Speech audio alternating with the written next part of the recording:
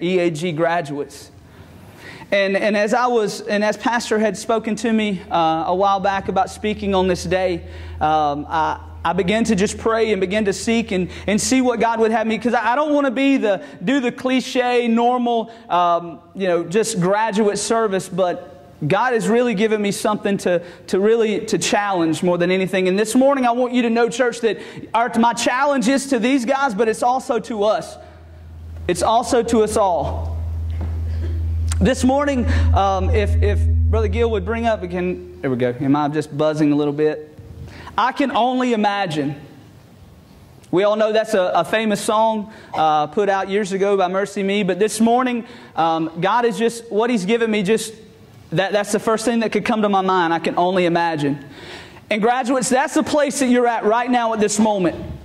You're sitting on a park bench, you're sitting in your chairs, you're at a place in your life that you can just imagine what tomorrow holds. You can imagine what 2 years from now holds.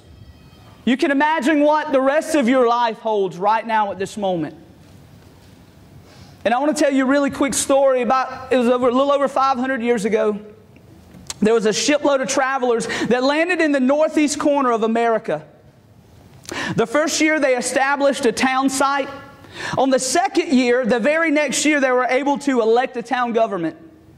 But the third year, that town government planned to build a road about 5 miles westward into the wilderness. But on the fourth year, the people tried to impeach the town government because they thought that it was a waste of public funds, a waste of money to build a road into the wilderness. Their question was, who needs to go there anyways? Who needs to go there? Why would we build and waste money westward when this is where we're going to be? This is where we're going to be at. Guys, you hear us. This is a really quick example of people who had a vision to travel over 3,000 miles across an ocean, across the seas, to land on this new land. They endured hardships, they overcame. But just within a matter of just a few years, they were not able to see just even 5 miles into the wilderness. It's a great example of them losing their vision. They had lost vision. They were able to envision one, but it stopped there. This morning, that's what I want to challenge us this morning with.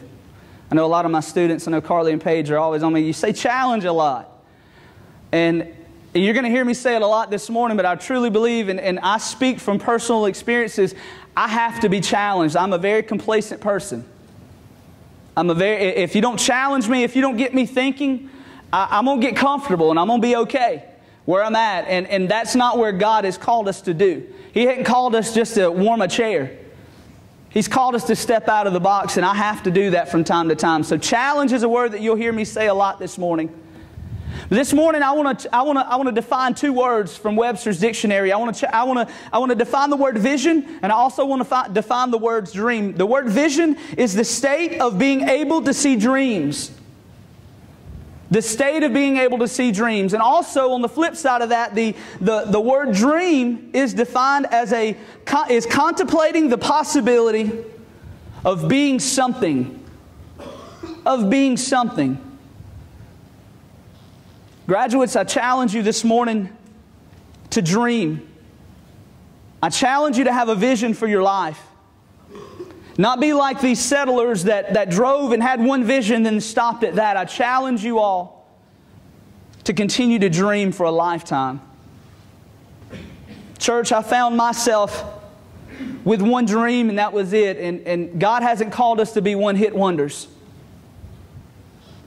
God's called us to have many dreams in our life and many visions. And so many times, as I spoke to my Sunday school class this morning, we get a vision or we get an idea and God places something in our heart. And as soon as we do, it seems impossible and we shut it down. And I don't want to stand before Him one day saying that you were a dream killer on this and you killed this dream, you killed this. I don't want to be that. Being able to see dreams. We've got to have a vision, church. We've got to have dreams. And like I said, I'm not just talking to these graduates this morning. So many of us, including myself, we need to continue to dream. We need to continue to look forward into our life Because I truly believe that until we take our last breath, God is continually giving us dreams. God is continually giving us vision.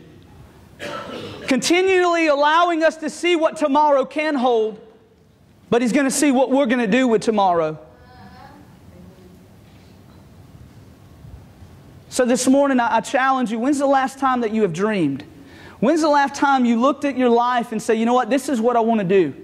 I've accomplished this. What's next, God? Have we ever asked God that question, God, what do you have for me next? It was such a rough journey, and I think that's where these guys were at. It was such a rough journey across all those seas and 3,000 miles. They were like, finally took a breath and said, God, we finally made it. But God, I don't want to dare ask what's next because I don't want to go through another 3,000 miles of hardships and rough seas. But that's life.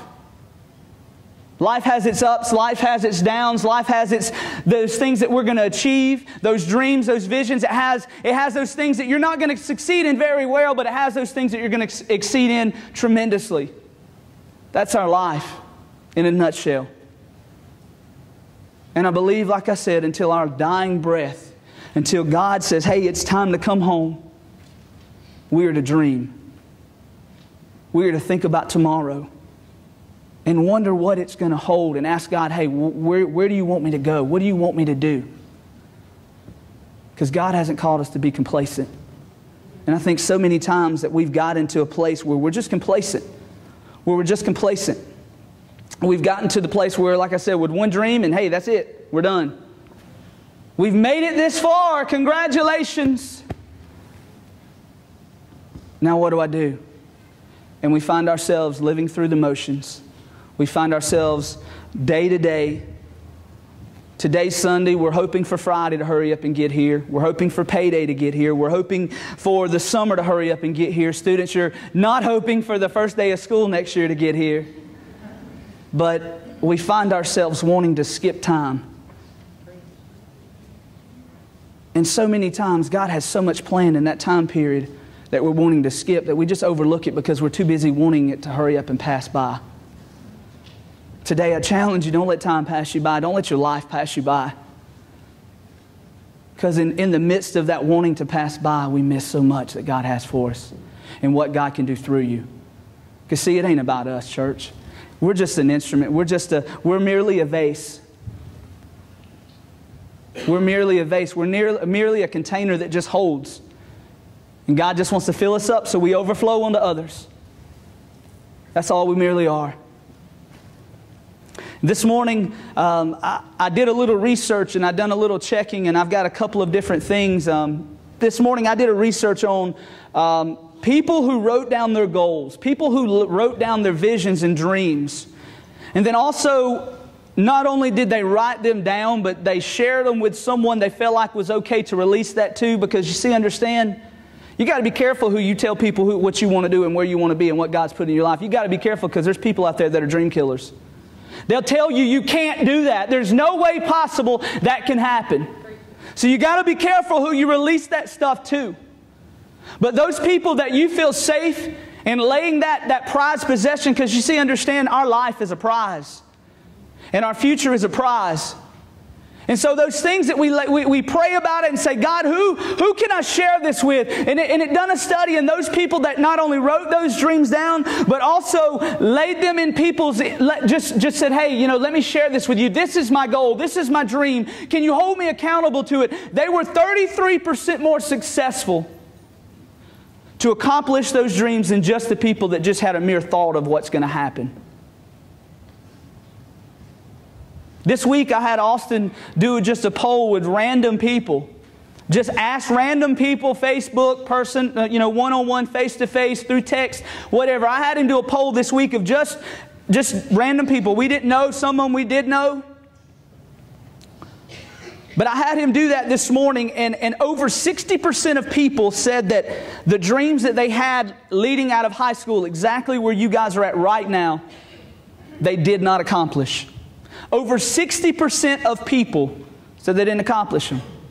Why is that? We lost our vision. We lost our dream. We lost our drive.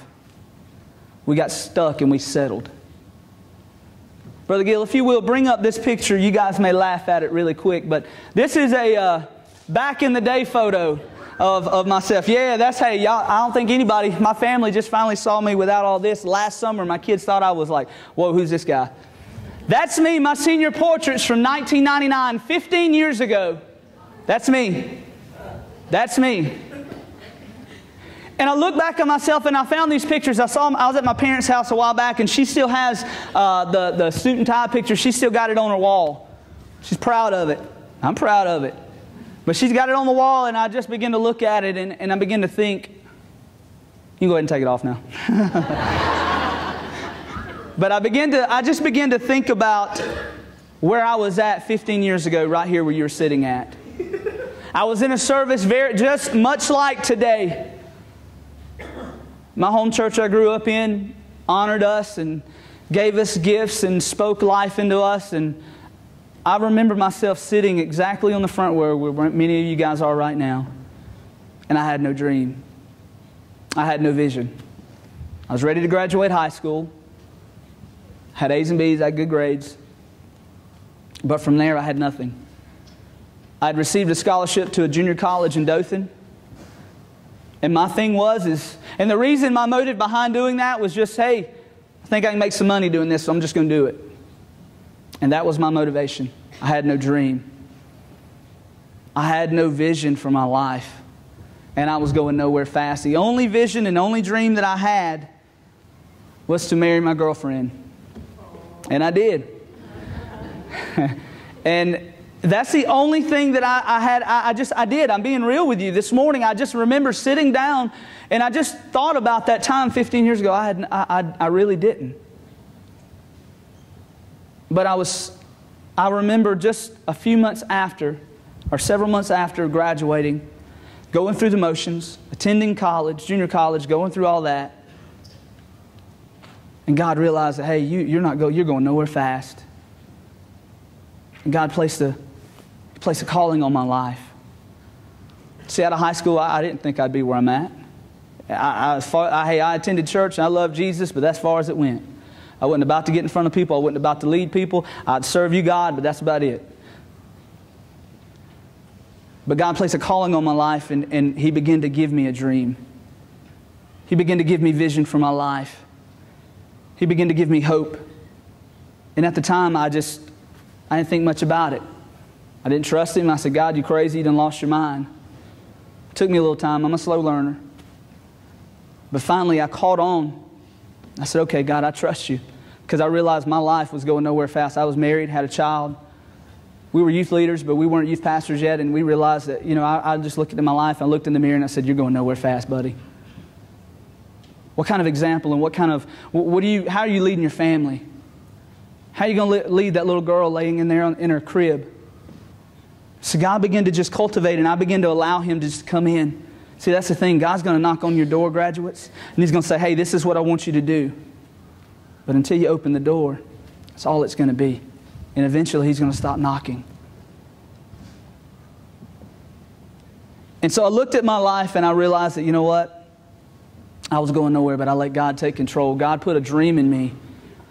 God put vision in my life to lead students, to be able to preach His Word, to be able to encourage and just be an example and be a reflection for Him. That's all I am. I'm nothing special. I just want to be a light for Jesus. I want people to know that Jesus loves them. That's who I want to be. That's who I'm striving to become. Graduates, I challenge you. Don't sit here and have no dream. I challenge you to go after those things that you want. I have 3 things this morning that I want to quickly, I got 15 minutes. I want to quickly get through, but I want you to hear me. 3 things that I believe that is crucial and that is vital to seeing these things, your dreams and your visions come to pass. Number 1, I believe that you've got to make a list of goals. I believe that you need to write those things down, because I don't know about you, but in my life, I can sit here and say all day long that I want to do this and I want to do that and I see this happening, but that's all it is. That's all it is. You see in Proverbs 16:9, it says, we can make plans for our life, but God determines our steps. We can make plans. He wants us to make our plans. He wants you graduates to say, this is what I want to do with my life. Church, He wants you to say, this is the next step that I want to take in my life. He wants you to do those things. But at the time of doing that, when you got your plan together, you got it written out, you got it done, He wants you to lay it at His feet and say, all right, now let me show you how to get there. Because so many times we try to make our plans and we want to do this and we want to do that, but we leave the important factor, the X factor out. We leave Him out. We forget to ask God, okay, how do I get there now? How do I get there? Today, I believe you will never achieve a goal that you never set. You will never achieve a goal that you do not set. And I believe that applies to everyone in this room. See, here recently I found myself living my dream, but I was much like those settlers. That was it. I learned how to dream short term, but I didn't dream long term. All right, God, I'm here. Now what do I do? And that may be where some of you are in your life right now. Okay, I'm living it. I'm doing it. And you have no idea what the next step is. You don't know where to go, what to do, and you just find yourself standing in the same place, sinking in sand. And so I had to pick myself up. I had to begin to pray and seek God and say, okay, God, I'm sorry. I left you out. I got to this place and I got to this place in my life and I've accomplished these dreams and the seas were rough and now I don't know if I want to go through it again. And I got to that place and I reminded myself, I'll never achieve what I don't write down, what I don't set. And I believe when I say you make a list of goals, I believe that's a lifetime. That's not just for the next week, for the next year, for the next 5 years, next 10 years. I believe you need to make a list, a goal list for the rest of your life. And along the way and through it all, continue to add to it. Add to it. Never put a closing. Never put a period at it. Because 10 years from now, you may have different goals and you may have new dreams and you may have things on your heart that you want to do. Write it down. Add to it. Like I said earlier, I believe to the day we die, God has visions and goals and dreams for us. And He wants to see us go through them and walk through those doors, trusting Him. Trusting Him. See, I did a study on this. This is kind of cool. The brain is a goal-seeking organism. I didn't know this. It's kind of cool. The brain is a goal-seeking organism. See, understand that setting goals creates structural tension in your brain. I'm going to go a little scientific on you for just a moment. It creates structural tension. So basically what happens is when you're seeking to close the gap from where you are, what happens is it wants to bridge. It wants to come together with what you want to do, where you want to go, and making it there. Who you want to be and who you will be. You see, the brain wants to do that. It wants to bring those two things together.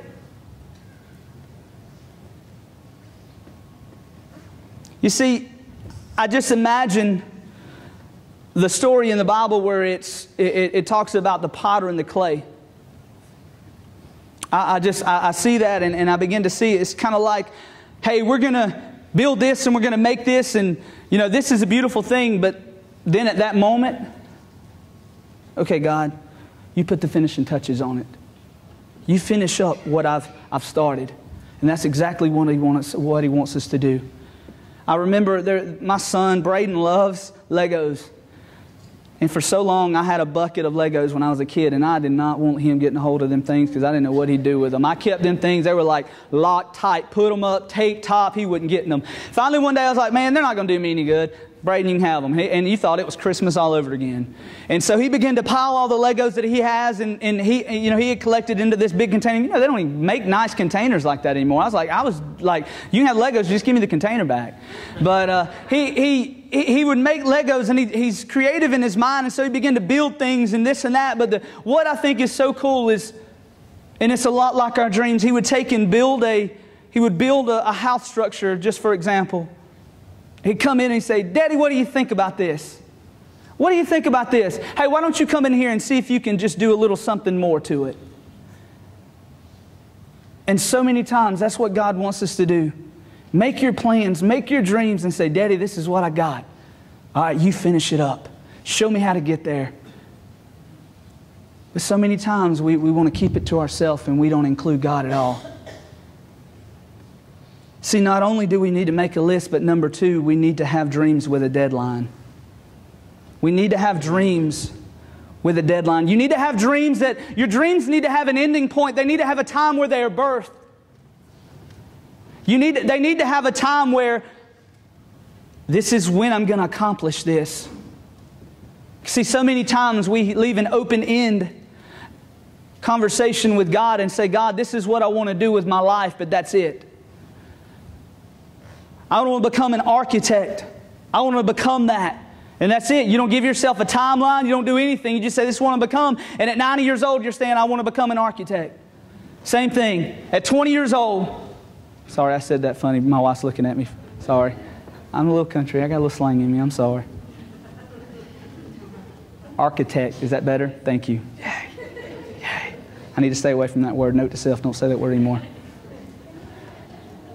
But this morning, it just reminds me we need to have those things that have an ending. We need to have a deadline. It's kind of like a woman that's pregnant with a child. There's definitely a time after 9 months that needs to give birth. You don't want to carry that baby for a lifetime.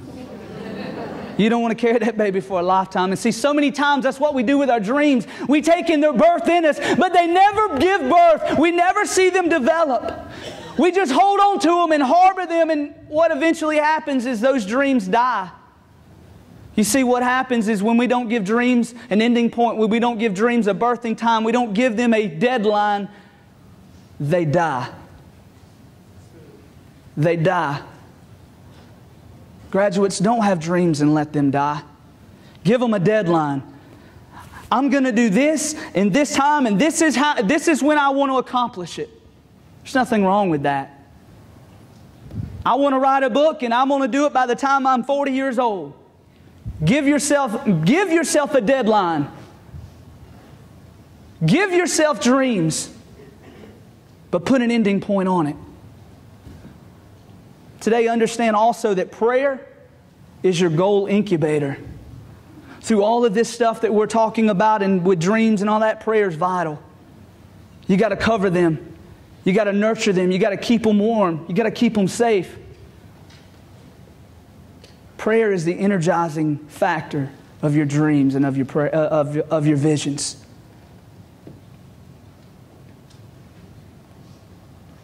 See, if you don't have a deadline, there's a good chance that those things will never happen in your life. They'll just be a shoulda, coulda, woulda. And like you said, like you heard earlier, the poll that we done, there's over 60% of people, of almost 100 people, over 60% of people have a bunch of shoulda, coulda, wouldas. And I don't know about you guys, but I'm glad that God showed up several months after I sit where you're at and give me a hope. He give me a call. He give me vision. He give me dreams. Until the day I die, I want to live those hopes and live those dreams out according to God's will and God's purpose. Students, I challenge you, whether you're called to ministry, whether you're called to be a nurse, to be a doctor, to be an entrepreneur, whatever it may be, to be a pastor, whatever it may be, put a deadline on it. Continue to dream. Continue to let God lead you. Church, continue to let God lead you in your dreams. Don't stop dreaming. You may be sitting in here and your children may be graduated off and married and have children themselves. That doesn't mean you got to stop dreaming. That's the prime time. You got more time on your hands. You ain't got somebody beating down the door asking for $20. Dream. See what you can do. See what God wants you to do.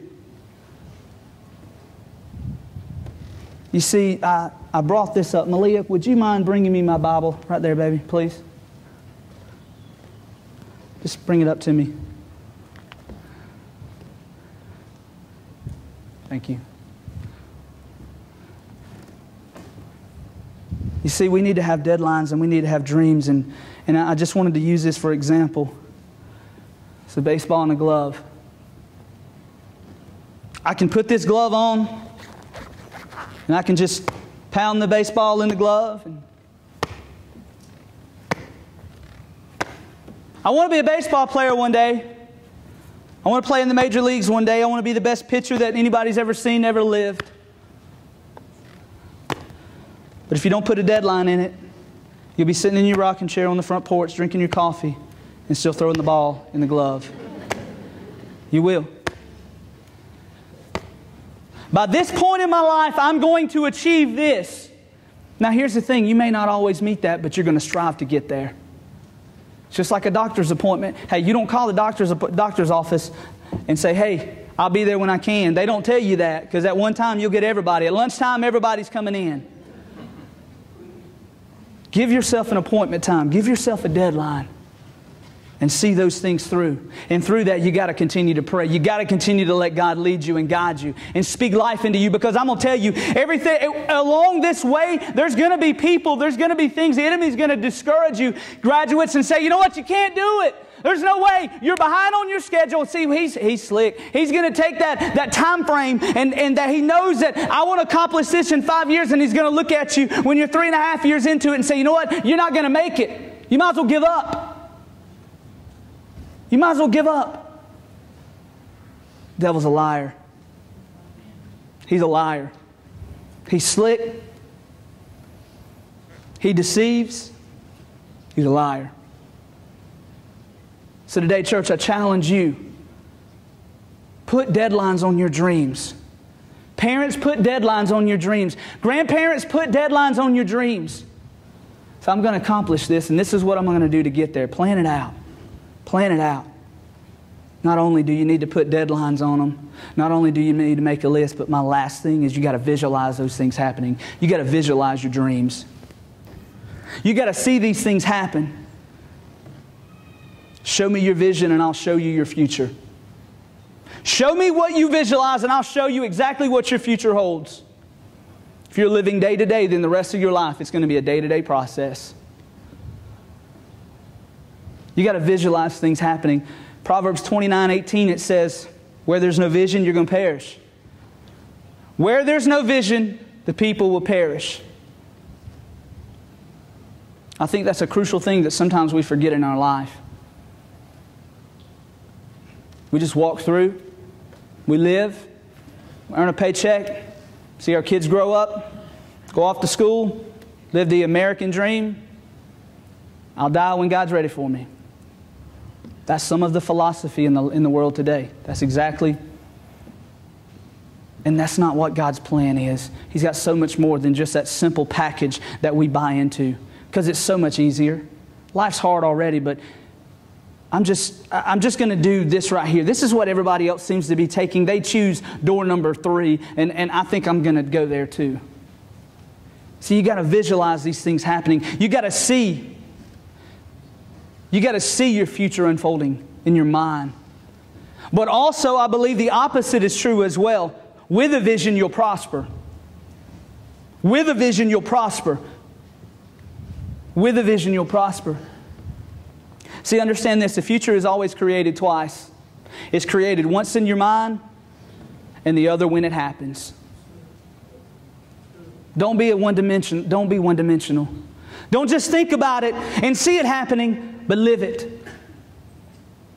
Live it. Don't see yourself being a nurse, a pastor, a lawyer, an engineer, or whatever it is that your goals are. But live them out too. Live them out, because you can make it. You can do it. The key is you got to make your plans and you got to give them to God. He'll show you how to get there.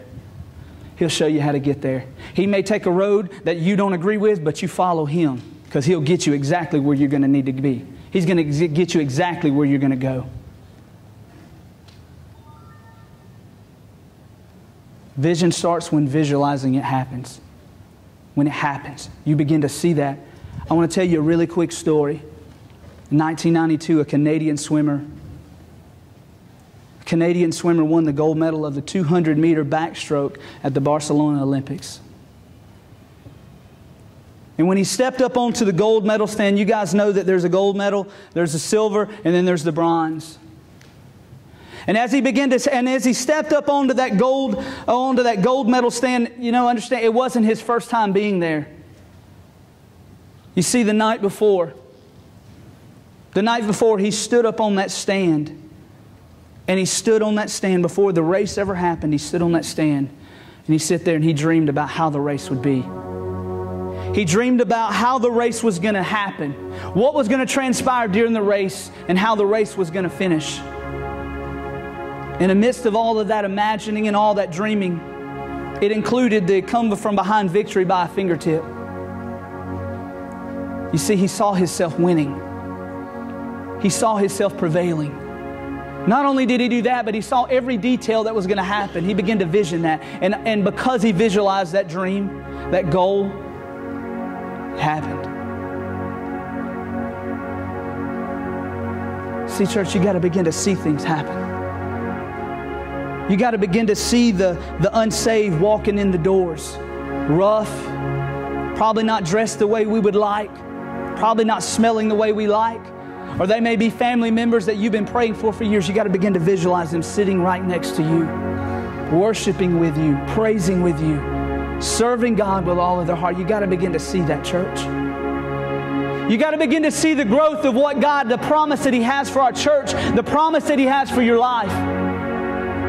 You got to begin to see those things happen. You got to begin to challenge yourself and say, you know what, I'm going to do this week. This is my goal that I'm setting for myself. I'm going to write it down. I'm going to do this by Friday. I'm going to visualizing it happening. See, it's not a hard process. We just constantly leave steps out. We just say it and then that's it. We think it and that's it. There's much more to that.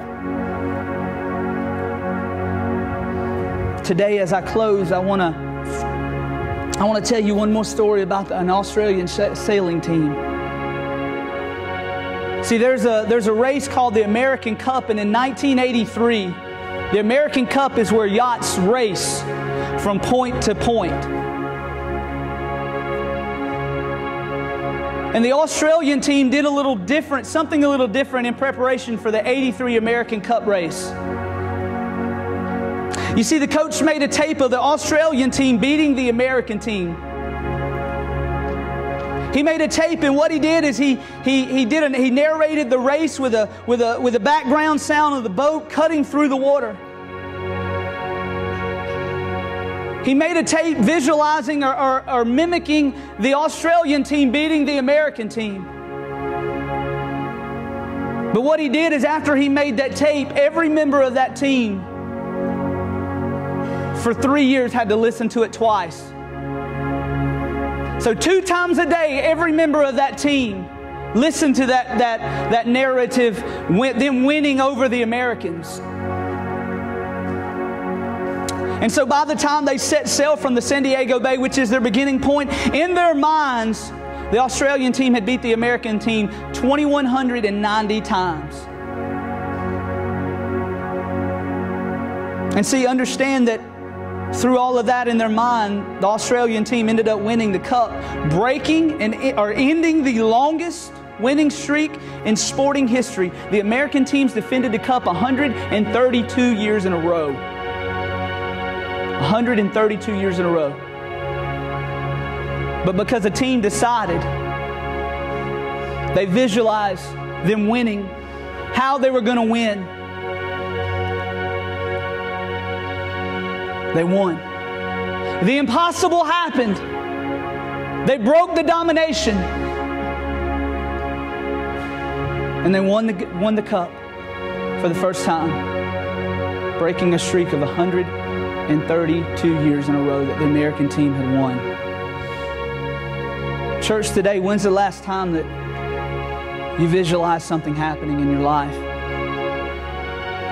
You visualized that mom, that dad, that aunt, that uncle, that best friend sitting right next to you, serving God with all their heart. Or even you visualized yourself doing more than what you're doing, giving more to God than what we're giving. You see, understand, we're complacent people. We're creatures of habit.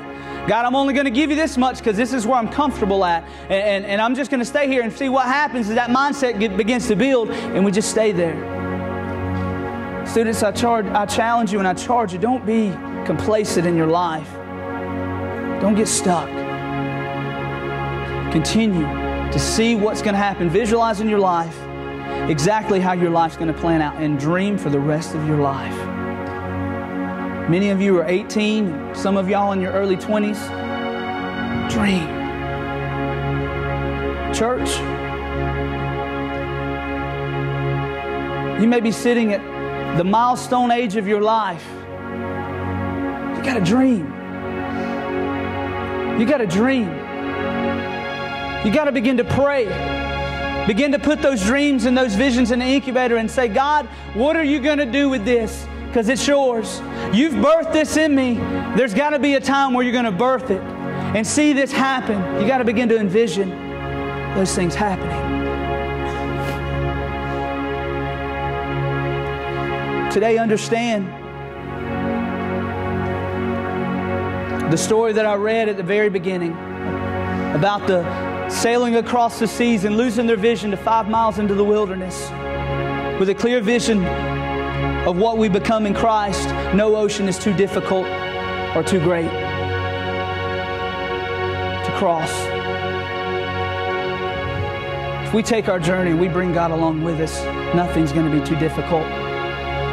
Nothing's going to be too difficult. Church, this morning, if you will, bow your head.